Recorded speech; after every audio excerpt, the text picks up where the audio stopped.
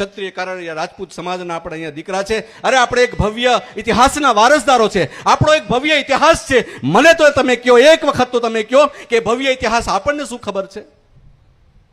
આ સાચો ઇતિહાસ આપણી વચ્ચેથી આ ભૂતકાળના લોકોએ, ભૂતકાળની સરકારોએ આપણી વચ્ચેથી લઈ ગયા.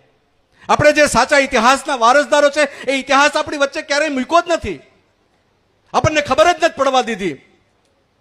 હલ્દી ઘાટીની યુદ્ધ આપણને ખબર છે, પણ હલ્દી ઘાટીના યુદ્ધમાં રાણા પ્રતાપનો પરાજય થયો આ ભૂતકાળના શાસકોએ આપણને શીખવું છે.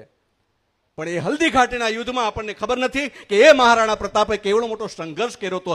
મુગલ સામ્રાજ્યની સામે, અવડી મોટી લડાઈની સામે એણે કેવડી મોટી લડાઈ કરી હતી. આખો પરિવાર ત્યાગ કરી દીધો. પરિવાર જંગલમાં જતો રહ્યો. ઘાસની રોટી ખાધી હતી અને એ રોટલી પણ એક જનાવર લઈ જાય ત્યારે એની આંખમાંથી આંસુ પડતા હોય એ મહારાણા પ્રતાપને આપણે બધા ભૂલી ગયા છે. આ ભવ્ય ઇતિહાસ આપણો હતો ને ભવ્ય ઇતિહાસ આપણી વચ્ચે નથી રાખ્યો આ લોકોએ. સ્વરાજની સ્થાપના કરવી છે. એક સાનકડો દીકરો, એક નાનકડો, જેણે ગર્ભમાં એની મા પાસેથી ભગવાન રામ અને મહાભારતના જેણે કથાઓ સાંભળી હોય અને એ બાળકનો જન્મ થાય અને મા ભવાનીનો સાક્ષાત મા ભવાનીને કાયમી માટે ભગવાનને મા ભવાનીને પ્રાર્થના કરતા. અને એ મા ભવાનીએ એમના ઘરે એક શિવાજીનો નામના વ્યક્તિનો, એક શિવાજીના નામનો મહાપુરુષનો જન્મ થયો.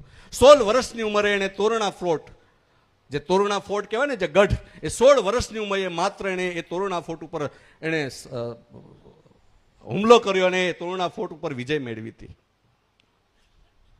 એ શિવાજી, એમણે પણ ખૂબ સંઘર્ષ કર્યા. એ પણ જો જાણે આપણી વચ્ચે આપણને આજે ભૂતકાળના લોકોએ શિવાજીએ આપણા માટે શું કર્યું, શિવાજીએ આ સંસ્કૃતિ માટે શું કર્યું, શિવાજીએ આપણી જે સનાતન સંસ્કૃતિ છે, જે આપણી જે અસ્મિતા છે એને બચાવવા માટે શું કર્યું છે, એ ભૂતકાળના લોકોએ આપણી વચ્ચે નથી મૂક્યું.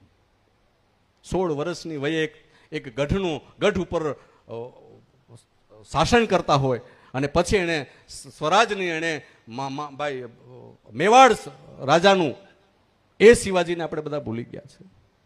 ઇતિહાસમાં એવા હું તમને હજારો નામ આપી શકું છું.